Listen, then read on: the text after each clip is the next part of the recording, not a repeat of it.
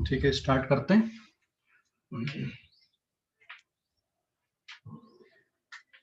Now this is page number 1। अगर मान लो कोई वेक्टर कंपोनेंट फॉर्म पे दिया है तो उसका मैग्नीट्यूड कैसे निकालते हैं। ठीक है, जैसे यहां पर मैंने एक क्वेश्चन ले लिया, find the magnitude of vector.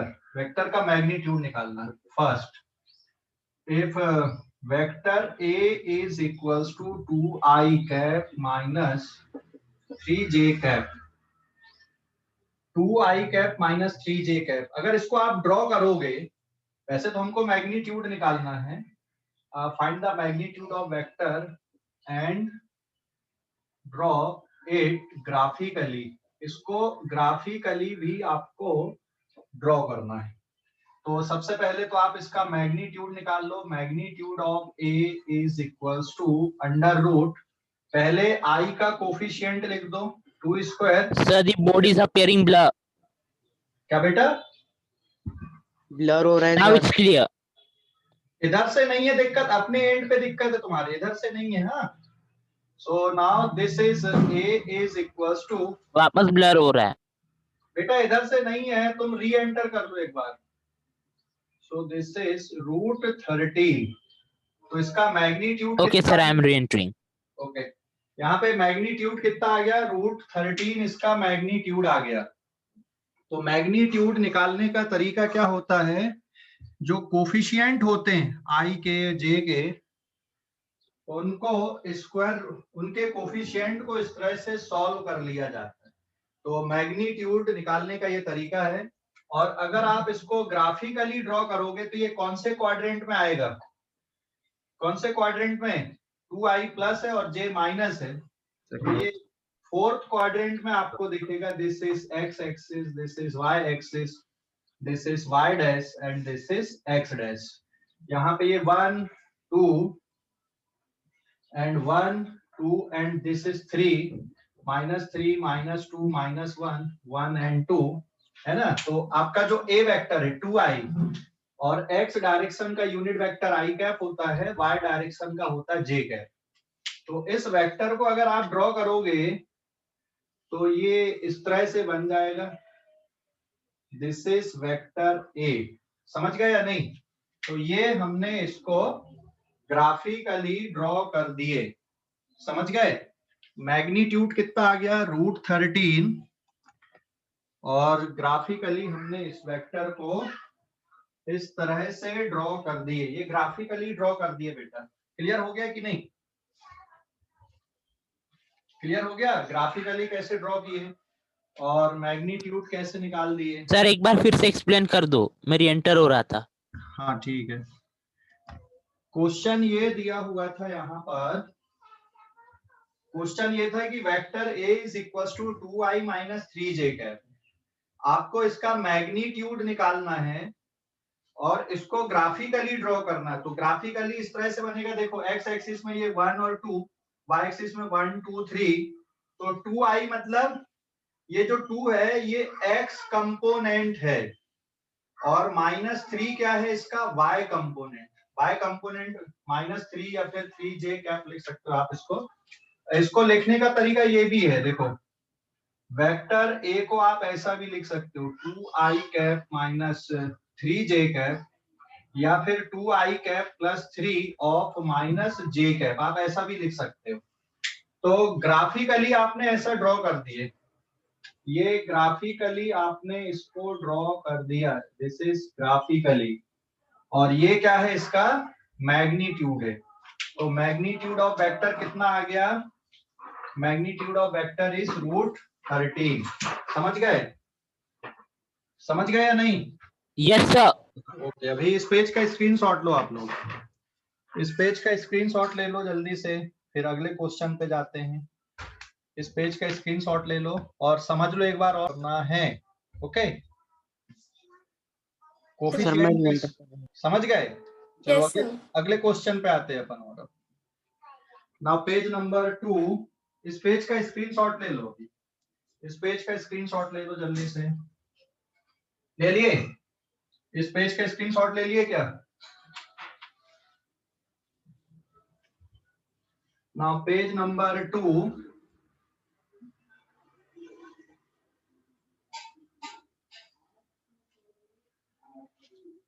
Now page number 2, ध्यान देना, पेज नंबर 2, फिर से एक क्वेश्चन ले रहा हूं मैं।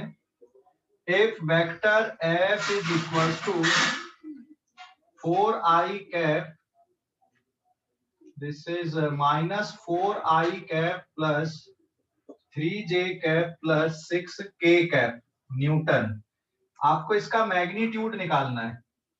तो मैग्नीट्यूड कैसे निकालोगे इसका? फाइंड, सर मैं एंटर करूँ क्या? ठीक है, find magnitude of vector f। Sir hello sir. Okay, कर लेना बेटा, री एंटर कर ले फटाफट, कर ले। इसका मैग्नीट्यूड निकालना है, तो इसका मैग्नीट्यूड कैसे निकालोगे? इस वेक्टर का मैग्नीट्यूड कैसे निकालोगे? ठीक है, इस वेक्टर का मैग्नीट्यूड कैसे निकालोगे? And find angle √61। हाँ, find angle with x axis, y axis and z axis. कल बताया था मैंने लास्ट में, बिल्कुल उसके अकॉर्डिंग इसको देखना है, इनका एंगल भी निकालना। तो सबसे पहले आप इसका मैग्नीट्यूड निकाल लो। तो मैग्नीट्यूड ऑफ f मतलब f that is equal to सभी कोफिशिएंट का स्क्वायर सम कर दो, रूट लगा दो, 3 स्क्वायर प्लस 6 स्क्वायर। तो सॉल्व करने पे कितना आ गया? ये 16 प्लस 9 प्लस 36, आंसर रहेगा न्यूटन में। सो दिस इज 25 और ये 61 है ना, √61 न्यूटन, ये इसका मैग्नीट्यूड आ गया, √61 न्यूटन। और कल मैंने ये बताया था आपको कि जैसे ये वेक्टर है, वैसे तो अपन इसका डायग्राम थोड़ा सा मुश्किल है बनाना, 3 डायमेंशन, इसलिए x एक्सिस, y एक्सिस और ये z एक्सिस, ये ओरिजिन है, ये पॉइंट P है, इसके कोऑर्डिनेट -4, 3, 6 है। तो ये बन गया आपका वेक्टर f, जिसके कोऑर्डिनेट क्या है? -4 मतलब x वाला कोऑर्डिनेट, +3 ये y कोऑर्डिनेट हो गया, और ये 6 ये कौन सा कोऑर्डिनेट हो गया? इसका z कोऑर्डिनेट हो गया। तो x एक्सिस के साथ में एंगल अल्फा, y एक्सिस के साथ में बीटा और z एक्सिस के साथ में एंगल कितने का है? गामा का है। तो याद है अपन ने कैसे लिखे थे यहाँ पे angle? So now cos alpha is equals to x upon f, मतलब fx upon f, x component divided by magnitude. तो x कंपोनेंट कितना है इसका? -4 अपॉन √61, इतना लिखकर छोड़ दोगे क्योंकि पूरी वैल्यू हमको नहीं पता। cos beta equals to fy upon f, so this is 3 upon √61, और cos गामा इक्वल्स टू आएगा fz अपॉन f। तो z कंपोनेंट कितना है? 6 अपॉन √61। तो आपने x एक्सिस, y एक्सिस और z एक्सिस से इस तरह से एंगल निकाल दिए। ये कल बिल्कुल लास्ट में बताया था मैंने, जिन बच्चों, इसलिए बोलता हूँ भाई डेली आपको पूरा एंड तक क्लास करना है, जब तक क्लास खत्म नहीं होती पूरा करना है। और अगर मिस होती है क्लास तो उसका वीडियो जरूर देखो पूरे एंड तक, है ना? ओके, अभी अगला क्वेश्चन, अब हम एडिशन एंड सब्ट्रैक्शन देखेंगे वेक्टर का कंपोनेंट मेथड में, कंपोनेंट मेथड से एडिशन और सब्ट्रैक्शन।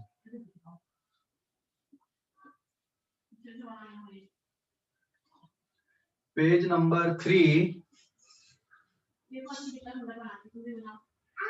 पेज नंबर 3 देखो अभी, addition and subtraction using component method, addition and subtraction using component, component method से एडिशन और सब्ट्रैक्शन। ठीक है, देखो अभी क्वेश्चन ले रहा हूं मैं। If vector a is equals to 2i plus 3j cap है, हाँ, और vector B equals to suppose दिया हुआ है 4i प्लस 5j कैप, समझ गए ना। देन आपको निकालना है यहाँ पे फाइंड फर्स्ट, एक वेक्टर आपके पास में है suppose this is C vector is equals to a plus B आपको निकालना है, और दूसरा एक डी वेक्टर है जो है a माइनस बी। तो c is resultant of a and b and d is resultant of a and minus b या a माइनस b। तो c किसका रिजल्टेंट है, a प्लस b का, और d किसका रिजल्टेंट है, a माइनस b का। ठीक है, तो अब यहाँ पे जब आप इसको सॉल्व करोगे तो देखो सबसे पहले हम निकाल ले रहे हैं vector c is equals to vector a plus vector b, a के coefficient 2i plus 3j and minus 4i plus 5j।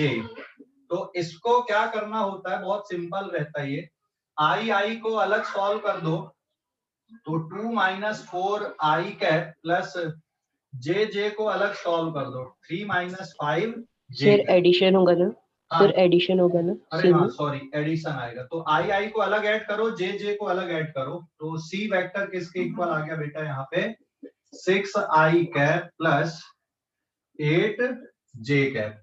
अब यहाँ पर इसके बाद आपको इसका मैग्नीट्यूड भी निकालना है, तो ये भी अगर आपको फाइंड करना है भैया मैग्नीट्यूड भी निकाल दें इसका, सी का और डी का, तो magnitude of C is equals to C this is 6 square plus 8 square, ये मैंने ब्रैकेट में लिखा जिससे तुम माइनस में जो मिस्टेक होती वो ना हो आपसे, 36 प्लस 64 इक्वल्स टू 100 बचेगा, और रूट 100 मतलब कितना आ गया 10। तो a प्लस बी का जो मैग्नीट्यूड है, ध्यान देना c वेक्टर किसके बराबर है, a प्लस बी, तो c का मैग्नीट्यूड कितना होगा c, मतलब magnitude of a plus B, ऐसा भी लिखा जाता है a प्लस बी, c का मैग्नीट्यूड मतलब दोनों तरफ ले लो, तो ये ऐसा लिखो या ऐसा लिखो एक ही बात है, और यहाँ पे मैग्नीट्यूड कितना आ गया इसका 10 यूनिट आ गया, या वैल्यू 10 आ गई, अभी हमने यहाँ पे यूनिट नहीं लिखा था इसलिए मैंने सीधा सीधा लिख दिया। समझ गए, अरे भाई समझ गए या नहीं, कोई डाउट है किसी को इस पे, बहुत आसान है। आई के कोफिशिएंट को अलग ऐड कर दो, जे के कोफिशिएंट को अलग ऐड कर दो, ठीक है, जल्दी से स्क्रीनशॉट लो अब इस पेज का। ओके, अभी देखो अब इस पे, यहाँ पे अब आते हम पेज नंबर 4 पे, और अब हम निकाल रहे हैं यहाँ पे डी वेक्टर। तो डी वेक्टर किसके इक्वल है, a माइनस बी के, तो यहाँ पे आपका आएगा माइनस का साइन, यहाँ पे हो जाएगा 2 माइनस 4, यहाँ पे रहेगा 3 माइनस 5, और अब आप का जो डी वेक्टर है देखो, तो D vector is equals to 2 minus 4 कितना बच रहा है, माइनस 2i कैप, और ये कितना बच रहा है माइनस 2j कैप। समझ गए, तो d का मैग्नीट्यूड अगर आपको निकालना है that is equals to under root minus 2 square plus of minus 2 square, this is 4 plus 4 equals to root 8। समझ गए कि नहीं, देख लो अभी, अरे समझ गए, चलो सर रूट 8 को फर्दर सॉल्व नहीं कर सकते? हाँ कर सकते ना, रूट 8 को आप और फर्दर सॉल्व करोगे तो ये बन जाएगा 2 रूट 2, और सॉल्व कर दोगे 2 की वैल्यू 1.414, तो ये जाएगा 828, 2.828, ऐसा भी बन जाएगा, ठीक है, समझ गए। सर हाँ बोलो बेटा। सर ये रूट 8 में से आंसर ला लिए तो उसके आगे सॉल्व नहीं किए तो, लेकिन वो डिपेंड करेगा कि ऑप्शन क्या दिए हुए है, आंसर कैसा दिया, आंसर रूट 8 है तो ठीक है, 2 रूट 2 है तो भी ठीक है, या 2.828 है तो भी ऐसा सोचना पड़ेगा ना आंसर के अकॉर्डिंग, ठीक है सर। हाँ सर अभी तो आपने मतलब इक्वेशन के फॉर्म में लिए आई कैप जे कैप, अगर डायग्राम के फॉर्म में दिया तो पहले आई कैप जे कैप निकालना पड़ेगा क्या?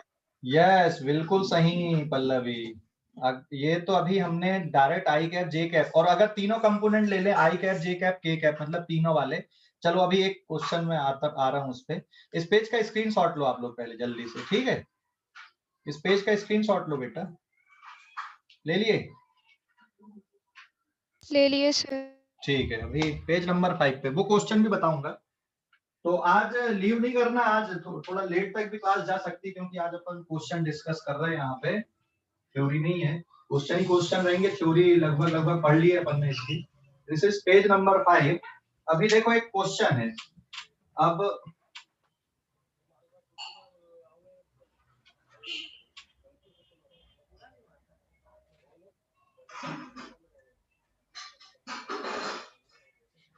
जैसे क्वेश्चन मैंने बना दिया यहाँ पे, अभी क्वेश्चन के फॉर्म पे अपन देखते हैं इसका यूज कैसे आना, जो कमिंग चैप्टर है अपना उस पे यूज कैसे आते हैं ये, ठीक है? क्वेश्चन के फॉर्म पे अपन देखते हैं अभी पेज नंबर 5। अभी देखो क्वेश्चन इस तरह से बना दिया मैंने यहाँ पे, if initial velocity is 3i cap plus या -4 j cap meter per second and acceleration vector is 2i cap plus 3 j cap meter per second square, then find the velocity and speed at time. ये कब की velocity? This is at t equals to 0 पे, मतलब initial velocity. Find the velocity at t equals to 5 second. तो 5 second के बाद में आपको क्या बताना है?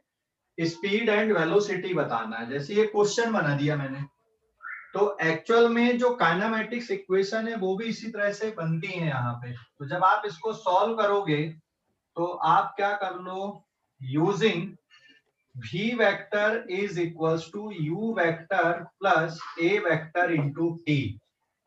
ये फर्स्ट काइनेमेटिक्स इक्वेशन है, लेकिन अपन ने अभी तक वन डायमेंशन के लिए पढ़े थे।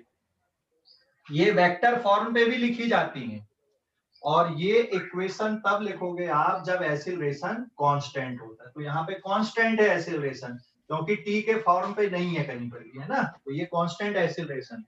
तो इस इक्वेशन का यूज कर लो। तो u वेक्टर कितना है आपके पास में? 3i माइनस 4j कैप, ठीक है? दिस इज इन मीटर पर सेकेंड, प्लस एक्सीलरेशन वेक्टर कितना है? 2i प्लस 3j कैप, ये है मीटर पर सेकेंड स्क्वायर, और टाइम कितना है? 5 सेकेंड। तो यहाँ पे आप 5 सेकेंड अगर लेते हो, फिर सॉल्व कर लो, तो 1 सेकेंड से 1 सेकेंड कट जाएगा, तो ये रहेगा 3i माइनस 4j, फिर प्लस, अब ये 5 का मल्टीप्लाई कर देना, तो this is 10i plus 15j cap, और सभी का आंसर काय में रहेगा? आपका मीटर पर सेकंड में रहेगा। अब इसको और सॉल्व कर दो, तो 3i को अलग लिख दो, 3 प्लस 10, डायरेक्ट भी कर सकते हो, जरूरी नहीं है कि मैं जैसे कर रहा हूं वैसे ही करना, प्लस -4 प्लस 15j कैप, और आखिरी में लिख दो मीटर पर सेकंड। तो ये स्टेप को ध्यान से समझना। अब मेरे पास यहाँ पे स्पेस कम है, तो मैं यहाँ पे ऊपर लिख रहा हूँ, देयरफॉर वेलोसिटी वेक्टर किसके इक्वल आ गया? 3 प्लस 10 कितना बन गया? 13i कैप, माइनस 4 प्लस 15 कितना बन गया? 11j cap. ये काय में आ गया? आपका मीटर पर सेकंड में। तो देयरफॉर स्पीड किसके इक्वल होती है? Speed is equals to v, जिसको आप वेलोसिटी का मैग्नीट्यूड बोलते हो। तो speed is equals to velocity का मैग्नीट्यूड, मतलब 13 का स्क्वायर प्लस 11 का square root 169 plus 121, this is equals to, finally इसका जो आंसर आ गया स्पीड का, ये 0.290 बराबर है, 290 मीटर पर सेकेंड स्पीड है। इसको और फर्दर सॉल्व कर सकते हो। तो ये एडिशन और सब्ट्रैक्शंस की ये सब रिलेशंस हैं, कैसे यूज होती हैं, वो मैंने यहाँ पे बताया। आई थिंक किसी को कोई मुश्किल नहीं होगी इसको देखने पे या समझने पे, है क्या किसी को? अब आगे देखो अभी ना, पेज नंबर 6।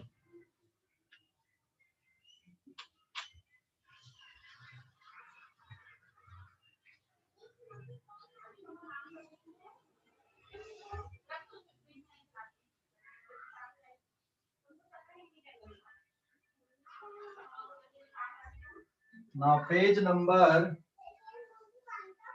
6 देखो, अभी पेज नंबर 6 में अपन अब देख रहे हैं यहाँ पे एक पोजीशन वेक्टर, यहाँ पे अपन देख रहे हैं position vector. Position vector suppose it is denoted by R vector. Position vector को मैंने किससे डिनोट कर दिया? आर वेक्टर से। एंड शॉर्ट फॉर्म में अपन पी भी लिखेंगे इसको। पोजीशन वेक्टर का मतलब क्या है? अच्छा, पोजीशन का मतलब क्या होता है समझते हो कि नहीं? पोजीशन का मतलब समझते हो ना? पोजीशन मतलब उसकी लोकेशन कहां पर है। पोजीशन का मतलब उसकी लोकेशन कहां पर है ना?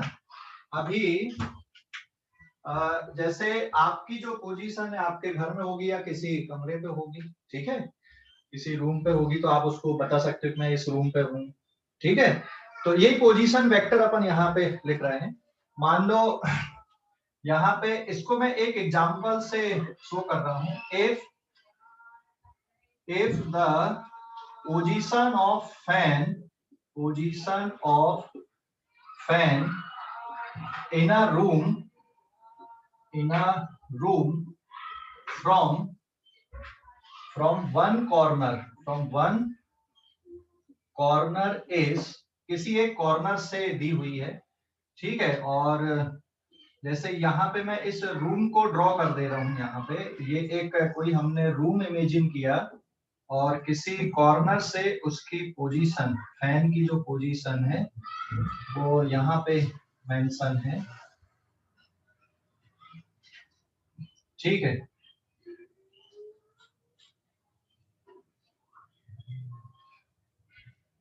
Excuse me sir. हाँ बोलो बेटा। सर ये क्वेश्चन नहीं समझा। अभी बना रहा हूँ, अभी क्वेश्चन पूरा हुआ ही नहीं है, अभी रुक तो जाओ, अभी पूरा क्वेश्चन करने तो दो। ये एक्स एक्सिस हो गया, ये वाई एक्सिस हो गया, और इधर पे हो गया, इसको वाई एक्सिस मान लो नीचे, ये हो गया ओरिजिन, और इधर ऊपर के डायरेक्शन को जेड एक्सिस। ये मान लो कोई रूम है आपका, ठीक है, और किसी फैन की जो पोजीशन है इस कॉर्नर से देखी जा रही है, और आपने एक लाइन को एक्स एक्सिस मान लिया, दूसरी लाइन को आपने क्या मान लिया? वाई एक्सिस मान लिया, तीसरी लाइन को आपने क्या मान लिया? वहां पर जेड एक्सिस मान लिया, ठीक है। फॉर एग्जांपल जैसे देखो ये बॉक्स आपको दिख रहा होगा, है ना, ये स्टॉप वॉच का बॉक्स है। अभी 3 डायमेंशन की बात करें अगर अपन, तो ये एक कॉर्नर दिख रहा आपको, ये वर्टिकल हाइट दिख रही, बराबर है? अभी समझ गए 3 डायमेंशन में? सर एक और बात। ये देखना 3 डायमेंशन में ये बॉक्स दिख रहा है, आप अपने कमरे को इमेजिन करो, तो ये वर्टिकल डायरेक्शन को आपने जेड एक्सिस मान लिया, ये वाले डायरेक्शन को आपने एक को वाई एक्सिस मान लिया, और एक डायरेक्शन को इसको क्या मान लिया आपने? एक्स एक्सिस मान लिया। समझ गए? ये यहाँ पे देख ऐसे ऐसे अपन ने जमा लिए। अभी समझ गए 3 डायमेंशन में ये? Yes sir. Yes sir. Okay, clear हो गया ना 3 डायमेंशन में कैसे जमा दिया मैंने? क्लियर हो गया ये? तो ये एक कॉर्नर से फैन की पोजीशन दी हुई है कि एक्स एक्सिस पे position of fan is given by x direction पे ये है 4 मीटर, वाई डायरेक्शन पे है 3 मीटर, और जेड डायरेक्शन पे कितना है? 5 मीटर। तो इसका पोजीशन वेक्टर आपको लिखना है, पोजीशन वेक्टर। तो किसी फैन की पोजीशन एक्स डायरेक्शन में 4 मीटर दूर है, वहां से वाई डायरेक्शन में चलोगे तो 3 मीटर है, और ऊपर उठोगे तो कितना दिखेगा आपको? 5 मीटर दिखेगा। तो अगर हम इसका डायग्राम बनाए यहाँ पर इस फैन की पोजीशन का, तो ध्यान देना, मैं दोबारा क्या करूंगा, डायग्राम को ध्यान से समझना अभी ये, ठीक है, ये डायग्राम को ध्यान से समझना।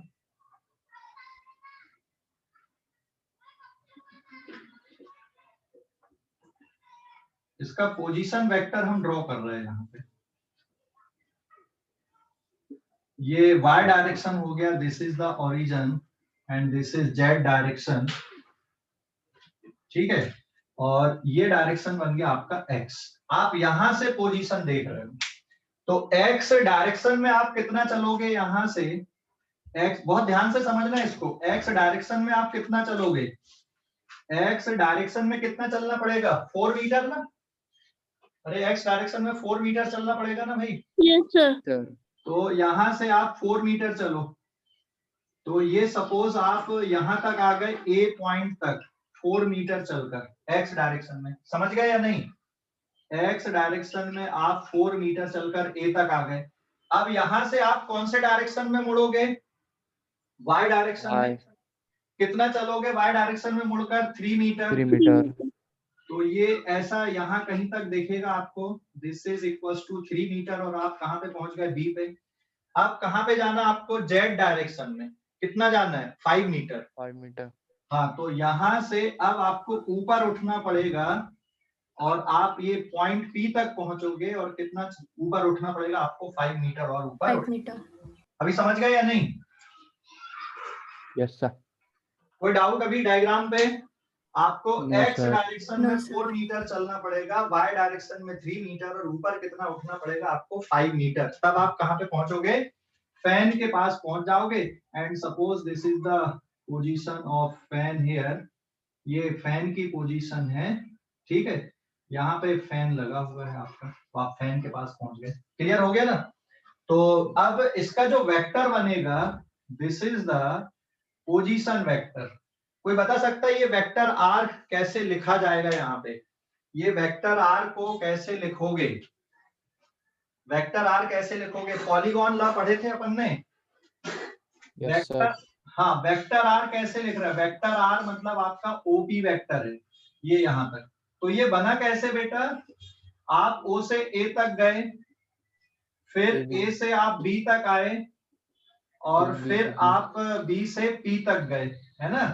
तो this is equals to OP vector. तो अगर आप यहाँ पे इसकी वैल्यू पुट कर दोगे, आर वेक्टर या फिर position vector OP is equals to, किसके बराबर बना, ये वाली वैल्यू x है, ये वैल्यू y है, और ये वैल्यू z है।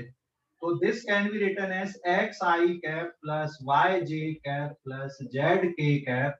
सो देयरफॉर इसका जो पोजीशन वेक्टर है r, है ना, या ओपी, x की वैल्यू कितनी है आपके पास में, 4i cap plus 3j cap plus 5k cap. समझ गए या नहीं? Yes sir. देख लो अच्छे से, अभी देख लो अच्छे से, सर समझ गया।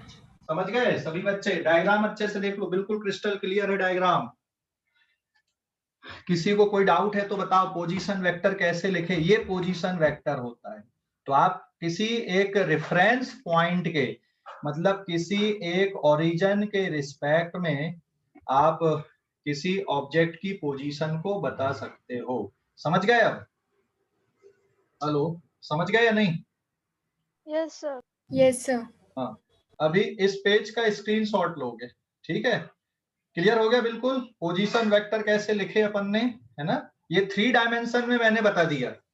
तो ये आई कैप, जे कैप और के कैप का यही फायदा होता है, यूनिट वेक्टर के साथ में आप पोजीशन को बहुत आसानी से शॉर्ट फॉर्म पे बता सकते हो। ये फायदा होता है वेक्टर का। क्लियर हो गया कि नहीं? किसी को कोई डाउट है इस पे? हेलो, किसी को कोई डाउट है? सर एक बार देख लो तो। हाँ, देख लो एक बार, अच्छे से देख लो, फिर कोई डाउट है तो पूछो। एक बार स्क्रीनशॉट ले लो, इस पेज का स्क्रीनशॉट ले लो जल्दी से।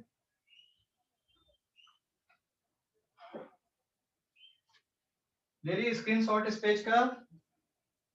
Yes sir. हाँ, पेज नंबर अब 7 पे आते हैं अपन। ये था पोजीशन वेक्टर आपका।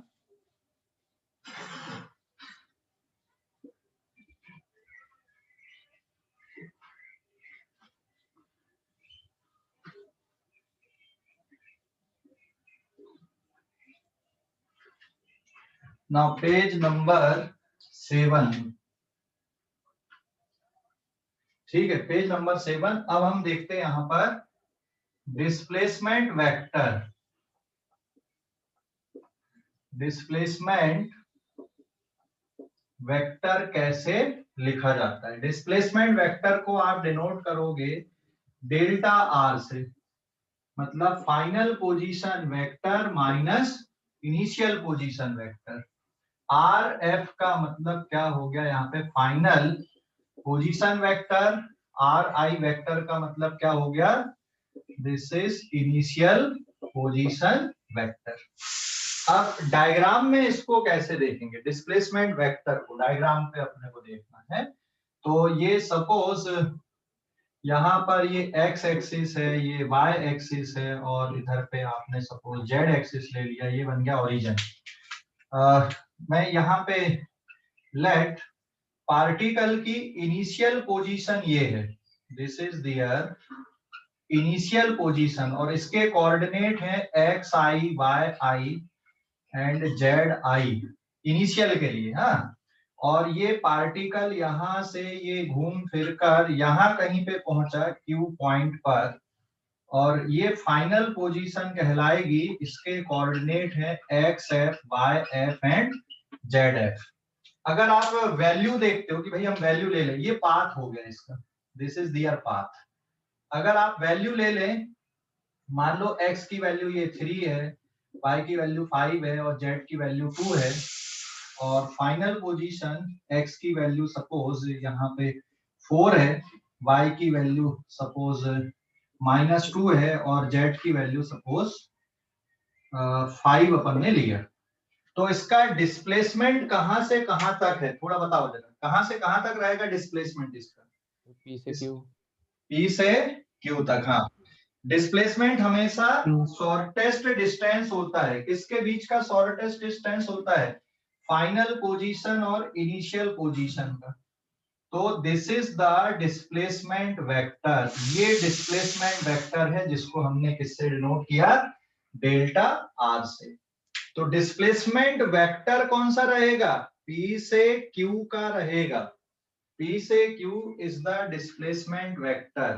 ठीक है, P से Q यहाँ पर डिस्प्लेसमेंट वेक्टर है। तो कैसे लिखोगे? अब मैं यहाँ पे डायग्राम में और थोड़ा सा बनाता हूं। ये वाला वेक्टर कौन सा कहलाएगा बेटा? Final position vector. और ये वाला वेक्टर कौन सा कहलाएगा? इनिशियल पोजीशन वेक्टर, है ना? तो अगर आप पहले समझ गए या नहीं? Yes sir. ये इनिशियल पोजीशन वेक्टर, ये फाइनल पोजीशन वेक्टर।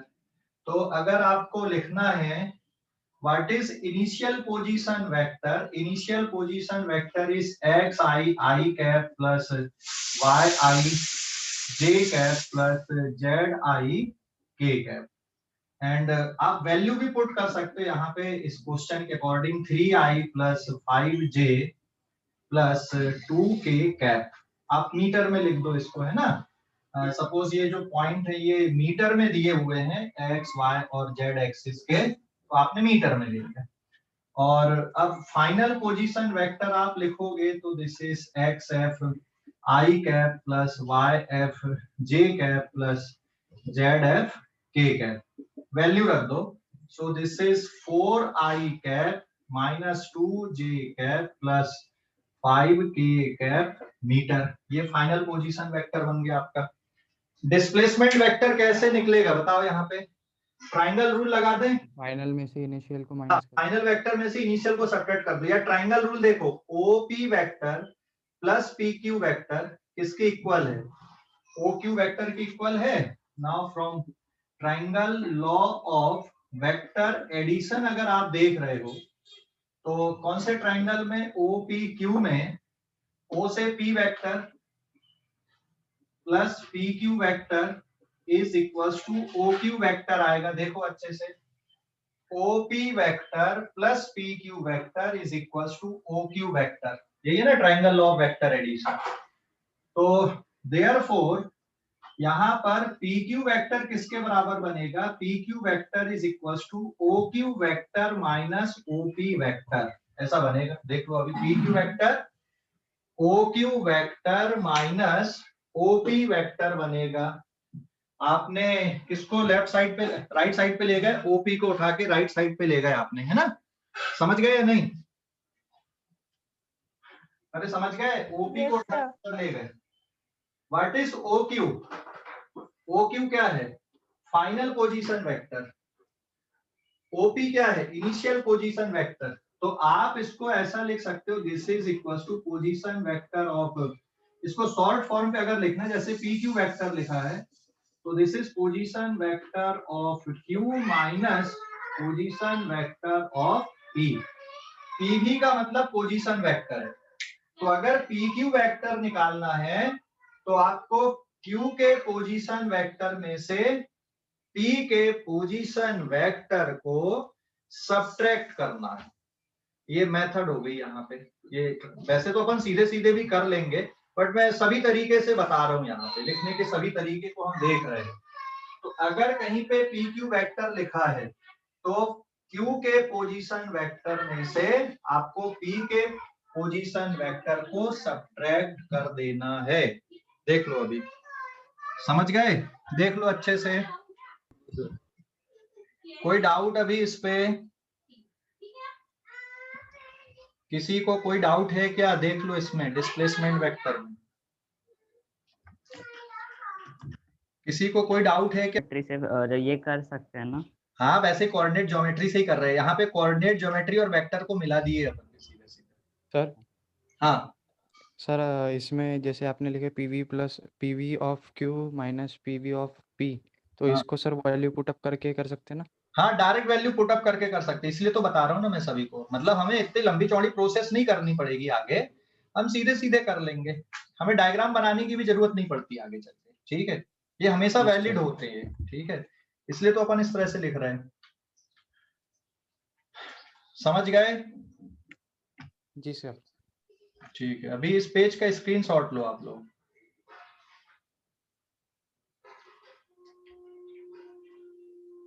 ले लिए? अब हम Yes, sir. ओके, अब हम यहाँ पे लिखेंगे डिस्प्लेसमेंट वेक्टर। तो पी क्यू कौन सा वेक्टर है? P Q is displacement vector, जिसको हमने क्या लिखा? डेल्टा आर लिखा है यहाँ पे। P Q is displacement vector, जिसको हमने डेल्टा आर लिखा है। तो अब ये सीधे सीधे हो गया, आप अब वैल्यू पुट करके आंसर निकाल सकते हो। पेज नंबर 8 देखो, this is page number 8। Page number 8। So therefore PQ vector या delta R vector is equal to PV of Q minus PV of P। So therefore delta R, position vector of Q कितना था?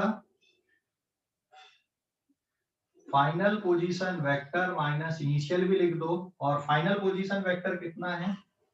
यहाँ पे लिखना पड़ेगा। 4i cap minus हाँ, 4i cap minus 2j cap plus 5 minus 2j cap minus k of 3i cap plus 5j cap plus plus 5j cap 2 plus 2k cap plus 2k cap. अभी देखो, अब इसको सॉल्व कर दो, तो direct कर दो, जरूरी नहीं कि आई आई अलग लिखो। 4 में से 3 क्या, कितना बचेगा? 1i cap minus 3i cap minus 3j plus cap of minus 2 minus 5j cap plus of फिर कितना लिखोगे? 5 minus 2k cap. j k तो कैप आपको जैसे भी आता वैसे सॉल्व कर लो, मतलब ऐसा नहीं कि मेरी स्टेप आप यूज करोगे। 4 में से 1 गया 1, तो आई कैप बचेगा सिर्फ minus minus 7 7 j j cap cap, direct भी कर सकते थे, एंड प्लस 3k कैप। ठीक है, जरूरी नहीं है कि मेरी स्टेप को फॉलो करोगे, आप डायरेक्ट भी कर सकते हो। हमें मतलब ये वाले रिजल्ट से है, बीच में क्या किया उससे मतलब नहीं है हमको। ठीक है, आप लोग डायरेक्ट भी कर सकते हो, हमें फाइनल आंसर से मतलब होता है।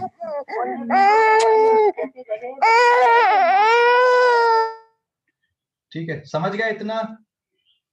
हेलो, ये आंसर, ये डिस्प्लेसमेंट वेक्टर हो गया I cap minus 7j cap plus 3k cap. ये आंसर बन गया आपका। ठीक है, डिस्प्लेसमेंट वेक्टर का। क्लियर हो गया बेटा? और एक्सक्यूज मी सर, हाँ बोलो। सर अगर इनिशियल पोजीशन क्यू रहती तो फिर उल्टा करना पड़ता आपको। उसमें भी यही फॉर्मूला लगेगा पर आंसर डिफरेंट आएगा क्या सर? हाँ, फार्मूला मेथड यही है, आंसर डिफरेंट बनेगा, मेथड यही रहेगी, मेथड नहीं बदलेंगी। ठीक है,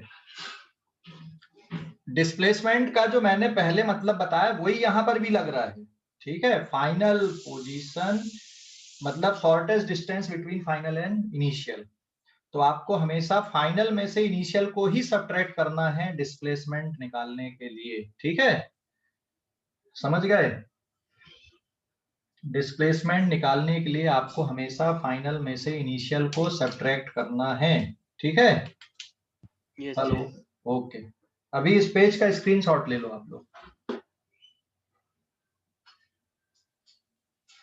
अब एक सिंपल सा क्वेश्चन हम करने वाले हैं यहाँ पे, जल्दी से स्क्रीनशॉट ले लो इस पेज का। ले लिए क्या?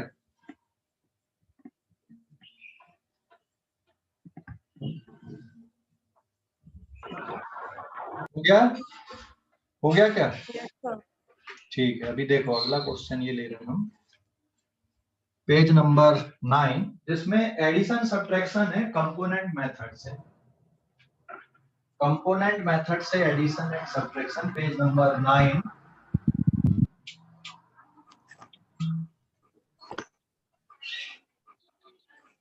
सर हम कंपोनेंट मेथड कब यूज करते हैं?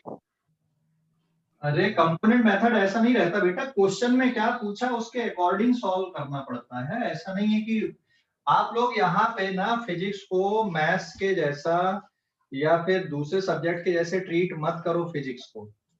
आप लोग फिजिक्स को समझो और फिर हमको अप्लाई करते बनना चाहिए, क्योंकि यहाँ पे आपके पास लिमिटेड कॉन्सेप्ट हैं हर चैप्टर में। अभी जैसे अपन ने जो चैप्टर पढ़े काइनेमेटिक्स का, वहां पे सिर्फ 3 फार्मूले थे, वो 3 ही फार्मूले पे पूरा चैप्टर है और अलग अलग केसेस अपन ने पढ़े वहां पे। तो मैं ये नहीं बोल सकता कि कहाँ पे आपको कौन सा फार्मूला, आपको अपने लॉजिक लगाना पड़ेगा कि हाँ यहाँ पे हमको ये यूज करना पड़ेगा। ठीक है, ओके, लॉजिक लगाना पड़ता है यहाँ पे। आप, मैं ये नहीं बता सकते कि हाँ यहाँ पे ये फार्मूला लगेगा, वो आपको सोचना फिर अप्लाई करना है। फिजिक्स में लिमिटेड कॉन्सेप्ट हैं, उसी से पूरी फिजिक्स चल रही है आपकी, तो आपको सोचकर लगाना पड़ता है, यहाँ पे डायरेक्ट नहीं कर सकते। ठीक है, अभी देखो एक क्वेश्चन करना है, माइक म्यूट कर लो, माइक म्यूट कर लो। पेज नंबर 8 या 9? 9 ओके, माइक म्यूट कर लो बेटा, सभी बच्चे माइक म्यूट कर लो। अब एक क्वेश्चन अपन करते हैं यहाँ पे। ठीक है, क्वेश्चन ये है, फाइंड द, माइक म्यूट कर लो, resultant of, find the resultant of, ध्यान देना अभी, find the resultant of vector f1, f2 and f3 such that, आपको नेट फोर्स निकालना है, that is f1 plus f2 plus f3। इन तीनों का सम करना, बहुत ध्यान से समझना अभी क्वेश्चन को। 3 वेक्टर का सम आपको करना, f1 plus f2 plus f3, मतलब पूरा निकालना, मैग्नीट्यूड भी निकालना पड़ेगा आपको, डायरेक्शन भी निकालना पड़ेगा। और वेक्टर ऐसा दिया हुआ है, ये x एक्सिस हो गया, ये y एक्सिस हो गया, इस पे f1 ऐसा दिया हुआ है, दिस इज f1, f1 की वैल्यू यहाँ पर दी हुई है 10 न्यूटन।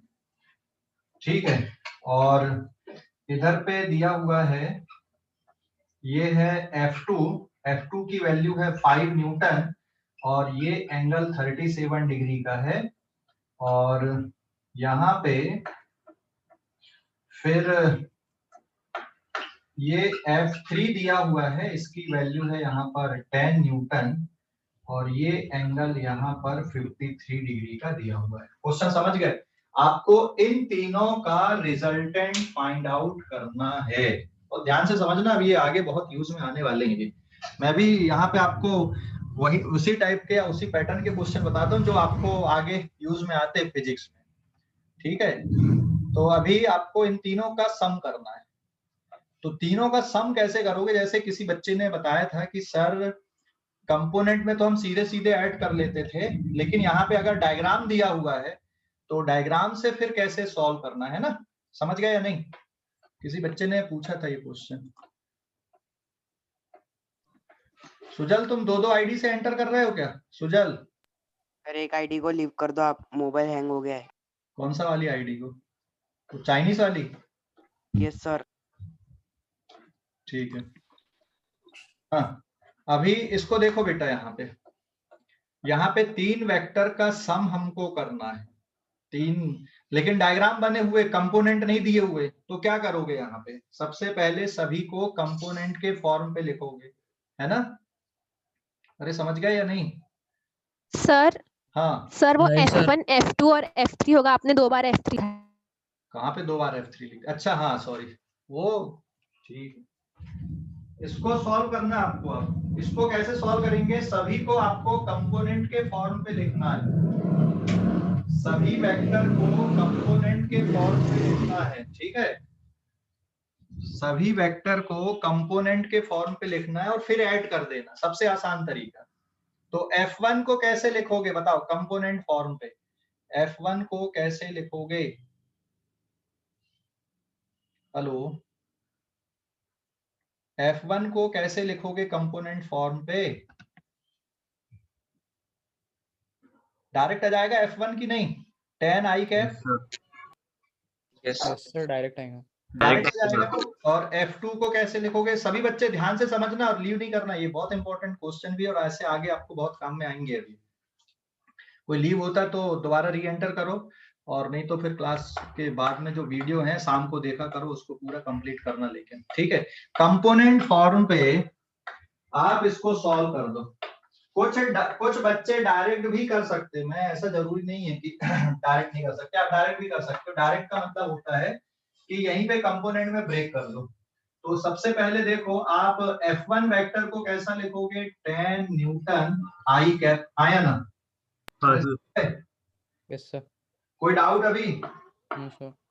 ठीक है, F2 को कैसे लिखोगे? F2 के लिए आपको यहाँ पर रिजॉल्व करना पड़ेगा। तो ये वाला पार्ट कौन सा आएगा इसका? F2 sin 37, और ये वाला पार्ट कौन सा रहेगा इसका? F2 cos 37। Very good. तो F2 वेक्टर को कैसे लिखोगे आप? F2 vector is equals to F2 cos 37, लेकिन ये नेगेटिव डायरेक्शन पे, इसलिए यहाँ पे आएगा -i कैप प्लस, ये कितना बन गया यहाँ पे? F2 sin 37 j कैप, आया ना? Yes sir. समझ गया या नहीं? यस सर, समझ गया। Yes sir. हाँ, वैल्यू पुट करना। अभी वैल्यू पुट करो, वैल्यू पुट करो। F2 की वैल्यू 5 है, cos 37 कितना होता है? 4/5 minus i cap plus 5 into 3/5, ये j कैप। 5 से 5 कट गया, ये 5 से 5 कट गया। तो F2 in component form is -4i cap plus 3j cap, ये आ गया न्यूटन में आपका। समझ गए? समझ गए F2? Yes sir. F2 अच्छे से देखो सभी बच्चे। अब F3 लिखना है, F3 को ब्रेक करना। F2 लिख दिया आपने, अब F3 को लिखना है। F3 भी बचे क्या? हाँ, F3 को इसी जेड तरह एक्सिस पे लिखना है। आएगा? क्या बेटा? F3 जेड एक्सिस पे आएगा? नहीं, F3 देख ऐसा बनेगा ना, एक ये यहाँ पे आएगा एक कंपोनेंट इसका, और एक कंपोनेंट यहाँ पे बनेगा, ये ऐसा। ठीक है, तो ये कौन सा रहेगा? This is F3 cos 53। Angle यहाँ पे बना तो ये कॉस वाला पार्ट है, और दूसरी तरफ कौन सा हो जाएगा इसका? F3 sin 53। समझ गए? ये लास्ट वाले को देखो, थर्ड वाले को देखो कैसे ब्रेक कर रहे हैं। ये वाला एंगल यहाँ से बना, इसलिए F3 cos 53 है। मतलब ये दिमाग में नहीं रखना कि y डायरेक्शन में हमेशा साइन लेना है। जैसे यहाँ पे ठीक है, इसका y कंपोनेंट यहाँ पे sin 37 है, लेकिन यहाँ पे ये cos 53 है, क्योंकि एंगल इसके साथ में बना है। और ये बात कहाँ से आई है? हमारी ट्रिग्नोमेट्री, याद है कि नहीं? Right triangle, trigonometry. अरे समझ गए? सर। देखो ये वाले ट्रायंगल को बना लो। यहाँ पे मैं यहाँ पे बना के बता रहा हूँ, ये इस तरह का ट्रायंगल बन रहा है ना भाई यहाँ पे, और ये एंगल यहाँ पर 53 डिग्री का है, और ये वाली वैल्यू आपकी F3 है। तो अब ये हो गया x और ये y है यहाँ पे। तो इस राइट ट्रायंगल में अगर आप cos 53 देखोगे तो ये वैल्यू आएगी y/F3, और sin 53 अगर देखोगे तो ये वैल्यू रहेगी x/F3। F3। इसलिए ये वाला पार्ट आपका साइन के साथ में आया और ये वाला पार्ट किसके साथ में आया, कॉस के साथ में। समझ गए? हेलो, समझ गए या नहीं? Yes sir. हाँ, यहाँ पे गलती नहीं करना, सबसे ज्यादा मिस्टेक यहीं पे करते हैं, सबसे ज्यादा मिस्टेक यहीं पे होती है। नहीं तो ये सब प्रॉब्लम बहुत आसान है, सबसे आसान होती है ये सब प्रॉब्लम, वेक्टर बहुत आसान है। अधिकतर बच्चे यहीं पे गलती करते हैं। तो देखो अभी F3 को हम लिखते हैं यहाँ पर, so therefore F3 vector is equals to, कितना आ गया आपके पास में, F3 किसके बराबर दिख रहा है, F3 sin 53 minus I cap plus F3 cos 53 and minus j। अब वैल्यू पुट कर दो, तो वैल्यू पुट करोगे F3 is 10 sin 53 आपका हो गया 4/5 minus I cap plus 10 into 3/5 minus j cap. तो ये आ गया बेटा -8 I cap and -6 j cap newton. तो आपने F3 भी निकाल दिया। समझ गए कि नहीं? देख लो अच्छे से, देख लो भाई अच्छे से, कैलकुलेशन देखो। अब बहुत आसान हो गया कि नहीं? अब यस सर। हाँ, अब डायरेक्ट बता सकते हो क्या F1 plus F2 plus F3 direct value कितनी आएगी? जल्दी बताओ, सोचकर बताओ कितना आएगा? -2 आई कैप -3 जे कैप। हाँ, -2 आई कैप एंड -2 नहीं ना, 3 आएगा ना रे, -3 जे कैप। -3 जे कैप भी बोला सर। हाँ, ओके, वेरी गुड। अब आप डायरेक्ट देख लो, आप तीनों को ऐड कर दो। तो देयरफॉर मैं एडिशन यहाँ पे कर दे रहा हूँ, vector F is equals to F1 plus F2 plus F3। तो ये हो गया आपका 10 आई कैप, चलो यहाँ पे लिख दे रहा हूँ मैं नीचे, यही लिखते हैं, 10 I cap plus -4 I cap plus 3 J cap plus of -8 I cap and -6 J cap. ये गलती कभी भी मत करना है कि -8 एंड -6 14 हो गया, ऐसा नहीं होता बेटा वेक्टर में। हाँ, ध्यान रखना, ये अलग पार्ट है, ये अलग पार्ट है। तो जब आप इसको सॉल्व करोगे फाइनली, तो 10 - 4 6, सॉरी कितना बचेगा, +6 और ये, सो this is -2 I cap and यहाँ पे 3 एंड -6, सो -3 जे कैप, और आंसर क्या में बन गया आपका न्यूटन में। तो ये आ गया आंसर, देख लो अभी। कोई डाउट है क्या? अरे भाई कोई डाउट है क्या? हेलो, एक मिनट देखने दो। हाँ, अच्छे से देखो, फिर मैं डायरेक्ट भी बता रहा हूँ आपको, ये इतनी भी करने की जरूरत नहीं है, आप वहीं पे सॉल्व कर सकते हो डायग्राम पे। इतना भी सॉल्व करने की जरूरत नहीं है, आप डायग्राम पर ही सॉल्व कर सकते हो। कोई सोचो, सीधे डायग्राम से, डायग्राम आएगा और इसका मैग्नीट्यूड कितना होगा, मैग्नीट्यूड भी बताओ जरा कितना आएगा, पेज नंबर 10। √13। हाँ, √13। इस पेज का स्क्रीनशॉट ले लो जल्दी से। तो √13 आएगा। इस पेज का स्क्रीनशॉट तो ले लो जल्दी से, ले लिए क्या? Yes sir. हाँ, अभी देखो ये पेज नंबर 10, आज की क्लास का लास्ट पेज, यहीं पे डायरेक्ट देखो ये कितना आया, F3 cos 53 कितना है, F3 cos 53 है 6, तो यहाँ पे ये वाली वैल्यू 6 है आपकी। F3 sin 53 कितना था, दिस इज 8, और ये वाली वैल्यू यहाँ पे 8 है।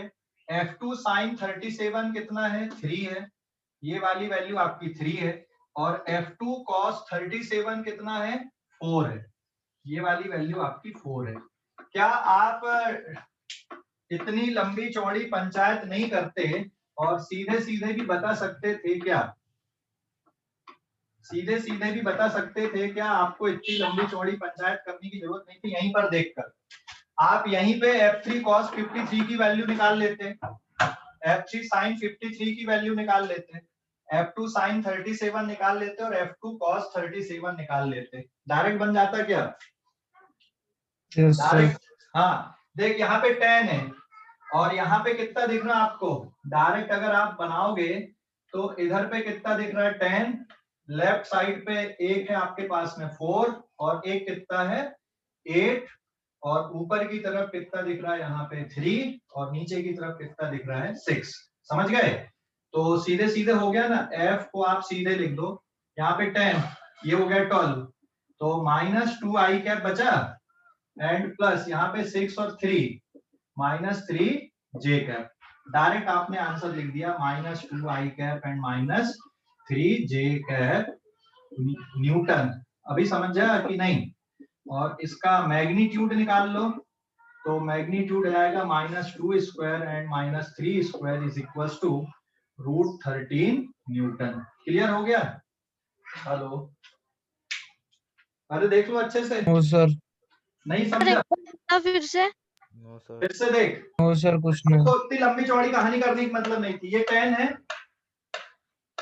हाँ और ये f2 sin 37 कितना आया था सॉल्व करने पे? 3।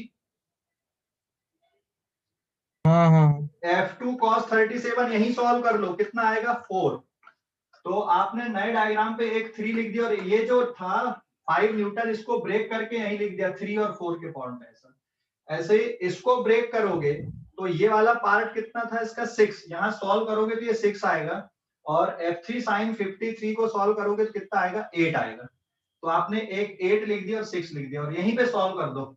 x x डायरेक्शन को अलग सॉल्व कर दो और y y डायरेक्शन को अलग सॉल्व कर दो यहीं पे डायग्राम पे। तो ये हो गया 12 और ये 10, कितना बचा? -2। ठीक है, यहाँ पे 3 और ये 6, तो कितना बचा? -3। समझ गए? अरे समझ गए या नहीं? Yes, sir. हाँ, डायग्राम पे भी सॉल्व कर सकते हो और नहीं समझ- कैलकुलेशन कर हाँ बस यहीं पे, मतलब वो अभी के इसके बनाए पहले पर। इसके पहले वाले पेज में जो कैलकुलेशन किए थे उसको भी करने की जरूरत नहीं है, आप सीधे भी कर सकते हो, डायरेक्ट भी। ठीक है, इस तरह से डायरेक्ट भी कर सकते हो, लेकिन आपको f2 sin 37, f2 cos 37, f3 cos 53 और f3 sin 53 इनकी वैल्यू निकालना पड़ेगा। उसके बाद आप डायरेक्ट भी कर सकते हो। ठीक है? अरे भाई समझ गए? हाँ यस सर। हाँ यस सर। ठीक है, तो आज के लिए इतना ही, डोज बहुत है, बाकी का कल करेंगे। ठीक है? Bye sir. Okay. Okay sir, bye sir.